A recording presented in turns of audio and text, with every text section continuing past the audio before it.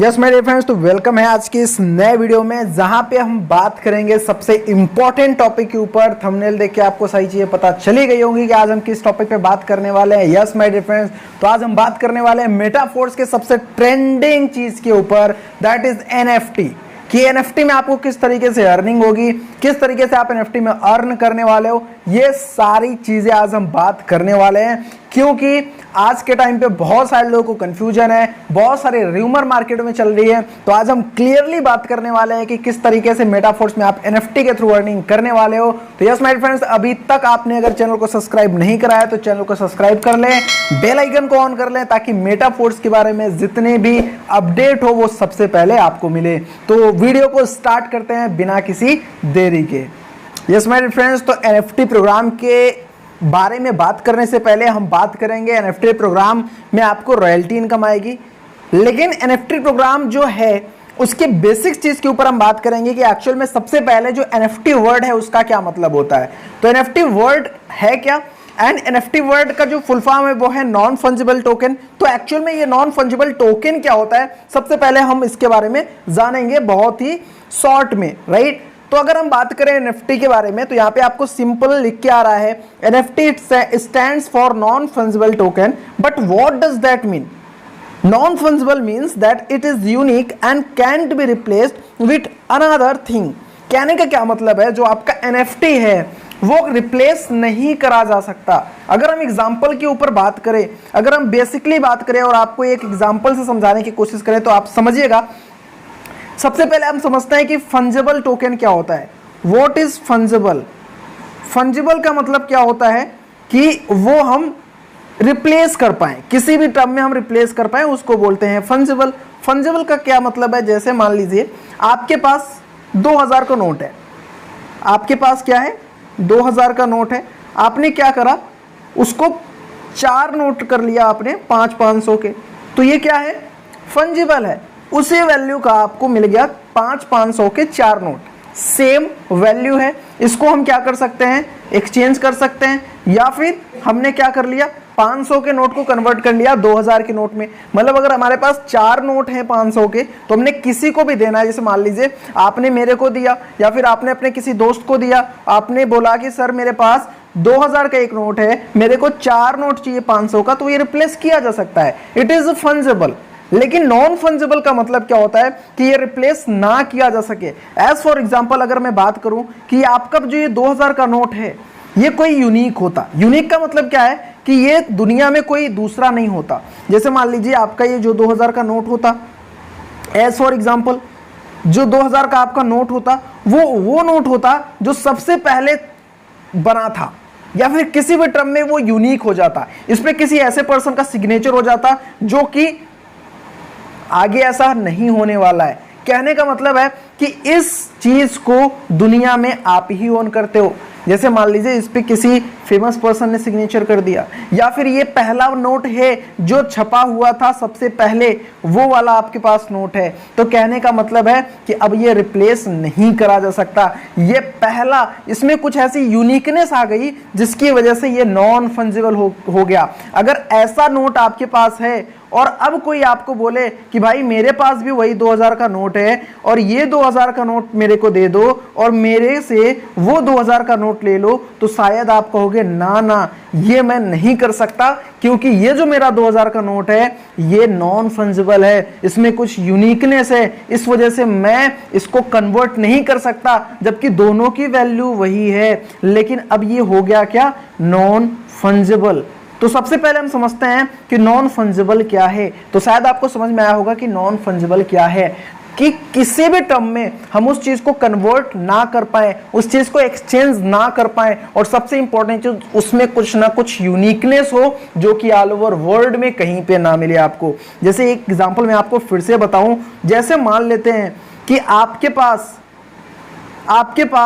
एक चश्मा है, आपके पास क्या है, आपके पास एक चश्मा है और वो जो चश्मा है आपके पास है, लेकिन एक पर्सन है उसके पास एक चश्मा है, राइट। तो आप कहोगे सर ये चश्मा हम इससे बदल सकते हैं, लेकिन अगर मान लेते हैं ये जो चश्मा है ये गांधी जी का चश्मा है, राइट। कहने का मतलब है कि ये यूनिक चश्मा है, इसको गांधी जी ने यूज किया था, तो ये क्या हो गया, नॉन फंजेबल। नॉन फंजेबल का क्या मतलब होता है कि अब ये ऐसा यूनिक चश्मा पूरे वर्ल्ड में नहीं है, सिर्फ एक ही मात्र ऐसा चश्मा है जिसको गांधी जी ने यूज किया था, तो इट्स नॉन फंजेबल, इसको अब कन्वर्ट नहीं किया जा सकता। तो एज फॉर एग्जांपल अगर मैं बात करूं तो आप समझ गए होंगे कि नॉन फंजेबल का मतलब क्या होता है। नॉन फंजेबल का मतलब है कि वो फंजेबल ना हो, वो एक्सचेंज ना करी जा सके, सेम वैल्यू पे भी एक्सचेंज ना हो पाए, राइट, और वो उसमें कुछ ना कुछ यूनिकनेस हो। तो इतनी सारी चीज आपको समझ में आ गई होगी। अब हम बात करेंगे कि नॉन फंजिबल तो समझ में आ गया, लेकिन ये टोकन क्या होता है। तो टोकन का क्या मतलब होता है, किसी भी चीज का जो ऑनरशिप होता है। ऑनरशिप का मतलब जैसे मान लीजिए आपने क्या किया, आपने एक घर लिया, आपने एक घर लिया तो उसको ऑनरशिप आप कैसे करोगे, घर के कागज आपके पास होने चाहिए, घर के डॉक्यूमेंट्स आपके पास होने चाहिए, राइट। जब तक आपके पास डॉक्यूमेंट नहीं रहेंगे तब तक आप उस घर के लीगल मालिक नहीं होगे। कुछ आगे चल के केस होता है, कुछ भी चीजें होती है तो गवर्नमेंट आपका उस पर नजर रखेगी, सारी चीजें उस पर होंगी, राइट। लेकिन अगर हम बात करें डिजिटली टर्म में, क्योंकि जो ये हम नॉन फंजिबल टोकन की बात कर रहे हैं, टोकन जो है वो डिजिटली टर्म में होता है। तो अगर हम किसी भी चीज का अगर डिजिटली बात करें तो वो हमारी टोकन्स होती है। तो टोकन का मतलब है कि हम किसी डिजिटल चीज पे अपना ऑनरशिप बता रहे हैं कि ये मैं इसको ऑन करता हूं और ये मेरी चीज है, इसको अब कॉपी नहीं किया जा सकता, इसको अब आगे कन्वर्ट नहीं किया जा सकता, राइट। तो अगर किसी भी चीज को हम इस तरीके से ऑनरशिप लेते हैं तो हम उसको टोकन के फॉर्म में लेते हैं। तो आई होप कि आपको ये चीज समझ में आया होगा, क्योंकि हम NFT के बारे में बहुत ही शॉर्ट में यहाँ पे समझाने वाले हैं आपको। तो आई थिंक आपको मोटा मोटा समझ में आ गया होगा कि एक्चुअल में NFT क्या होती है, राइट। NFT किस तरीके से वर्क करती है। जैसे कि अगर एग्जांपल हम आपको बताने की कोशिश करें तो आज NFT के टर्म में लोग कुछ भी सेल कर रहे हैं। जैसे कि क्या अगर मैं आपको बताऊं, आज से पहले आपने सुना होगा कई बार कि कोई ऐसा पोस्टर, किसी ऐसे पर्सन का, किसी ऐसे महान व्यक्ति का पोस्टर बहुत ज्यादा फेमस हो गया और उसको करोड़ों करोड़ों में बेचा गया, करोड़ करोड़ों में लोगों ने उसको खरीदा, करोड़ करोड़ रुपए में उसको लोगों ने सेल किया और करोड़ रुपए में किसी ने उसको बाय किया। ऐसे बहुत सारी चीजें आपने सुनी होंगी। लेकिन अब डिजिटली टर्म में बात करें तो क्या आप सोच सकते हैं कि कुछ ऐसी पेंटिंग जो कि डिजिटली टर्म में बना के उसको सेल करी गई और उसको लोग लाखों लाखों रुपए में बाई कर रहे हैं, राइट। तो ऐसी चीज आपको शायद अभी समझ में नहीं आ रही होगी या फिर अभी आप बिलीव नहीं कर पा रहे होंगे। लेकिन माय डियर फ्रेंड्स, आप जाके चेक करेंगे और गूगल करें तो आपको समझ में आएगा कि ऐसे बहुत सारे टोकन्स आपको यहाँ पे मिलने वाले हैं। अगर मैं एक एग्जांपल की बात करूं तो बीपल नाम की एक पर्सन है जिन्होंने खुद का अपना एक NFT बनाया और उनकी NFT 69 मिलियन में बिकी। आप सोच सकते हो कितना ज्यादा पैसा है। तो yes my dear friend, NFT is the revolution. आगे चल के आपको समझ में आएगा कि NFT में किस तरीके से आप अर्निंग करने वाले हो। तो yes my dear friends, it is not our motto, यह हमारा मेन टॉपिक नहीं है। हम बात करेंगे मेन टॉपिक के ऊपर कि हम मेटाफोर्स में कैसे अर्निंग कर सकते हैं। शायद आपने NFT समझ गए होंगे कि NFT क्या होती है, NFT में किस तरीके से अर्निंग होती है। लेकिन अब हम बात करेंगे कि मेटाफोर्स में जो NFT प्रोग्राम आने वाला है उसमें किस तरीके से आपको अर्निंग आएगी। यस माय डियर फ्रेंड्स, तो कंटिन्यू करते हैं। यहाँ पे एक पिक आप देख रहे होंगे और ये चीज शायद आपने इसके पहले देखा भी होगा, हो सकता है आप इसको नहीं समझ पा रहे हो, राइट। लेकिन यहाँ पे एक चीज क्लियर आ रही होगी कि हमने यहाँ पे क्या करना है, हमने यहाँ पे स्टार्ट कर लेना है। स्टार्ट करने के बाद हमको 0 लेवल पे यहाँ पे आ जाते हैं और आप सारे लोग को बताया गया होगा कि 5वें लेवल से ही स्टार्ट करने पे 5 लेवल, अगर आपके पास क्लासिक का, मार्केटिंग क्लासिक का 5 लेवल है तो ही आप यहाँ पे एलिजिबल होते हो NFT प्रोग्राम के लिए। और 5 लेवल पे आपको मिलता है 0 लेवल। उसके बाद 6 लेवल पे आपका मिल जाता है क्या, फर्स्ट लेवल, 7वां लेवल, फिर उसके बाद 8वां लेवल पे ये, 9वें लेवल पे ये, फिर 10वें लेवल पे ये, 11वें लेवल पे ये, 12वें लेवल पे। इस तरीके से बहुत सारे रूमर आपको बताए गए हैं। लेकिन माय डियर फ्रेंड्स, आज आपको रियलिटी जानना है कि किस तरीके से आपको इनकम आएगी NFT प्रोग्राम में। NFT प्रोग्राम में इनकम आपको बहुत ही सिंपल तरीके से आएगी। आपके पास 5 लेवल होना चाहिए। जैसे ही आपके पास 5 लेवल होगा आपको मिलेगा यहाँ पे 0 लेवल का NFT। जब आपको 0 लेवल का NFT यहां पे मिलेगा, ये आप देख सकते हो 0 लेवल का NFT मिलेगा, उसके बाद आपको क्या करना पड़ेगा, NFT को करना पड़ेगा पंप। पंप कैसे होगा, यहाँ पे आप देख सकते हो 3500 SFC, जो कि अभी आपको SFC टोकन मिलता भी है। आप समझ सकते हैं कि SFC क्या होता है, 3500 SFC या फिर एनर्जी टोकन, राइट।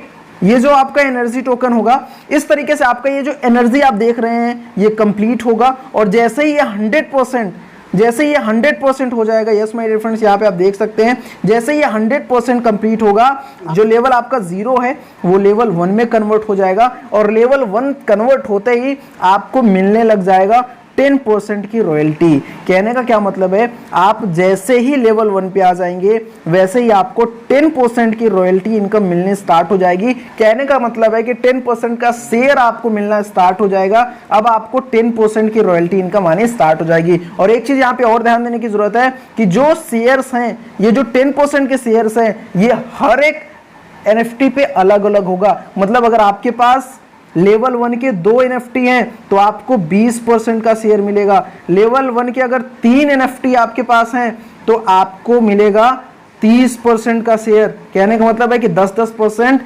सारी की सारी NFT में आपको अलग तरीके से इनकम मिलेगा। और सबसे इंपॉर्टेंट चीज अगर हम बात करें कि ये NFT से आप लेवल 1 पे तो आ गए, 3500 SFC को पंप करके लेवल 1 से आप लेवल 2 में कैसे जाओगे, इसके ऊपर भी हम बात करेंगे। लेवल 2 में जाने के लिए आपको सिंपली क्या करना है, यहाँ पे आपको दिख रहा होगा लेवल 1 आपने कैसे कन्वर्ट किया, शायद आपको समझ में आ गया।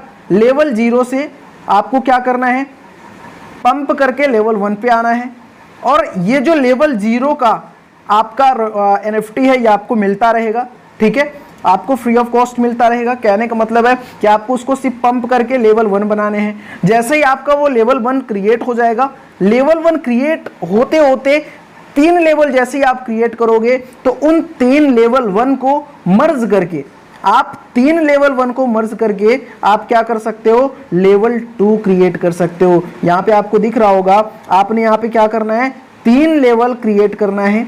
ये एक हो गया आपका, एक लेवल 1, 2 लेवल 1, 3 लेवल 1, इसको आपको मर्ज करना है और मर्ज करके आपको बना देना है लेवल 2। जब लेवल 2 आप बना दोगे तो अब आपको आने लग जाएगी 10% से बढ़ के 11% की शेयर। अब आपको क्या आएगा, 11% का शेयर आएगा लेवल 2 से। इसी तरीके से 2 के 3 NFT को फिर मर्ज करके आप लेवल 3 में चले जाओगे। इसी तरीके से लेवल 3 के 3 NFT को करके लेवल 4 में, लेवल 5 में, लेवल 6 में एंड लास्ट का लेवल 7 में आप पहुंच जाओगे, जो कि आपका होगा top level, and that is वहां पे आपको मिलेगा 25% रॉयल्टी इनकम। मतलब कि आपको 25% शेयर मिल रहा होगा, जो कि एक बड़ी इनकम आपको देखने को मिल सकती है, जो कि रॉयल्टी प्रोग्राम में आपको देखने को मिलेगी। तो आई होप कि आपको सारी चीज़ें क्लियर हो गई होंगी। एंड जो आपका बेसिक डाउट था कि NFT में इनकम कैसे आएगी,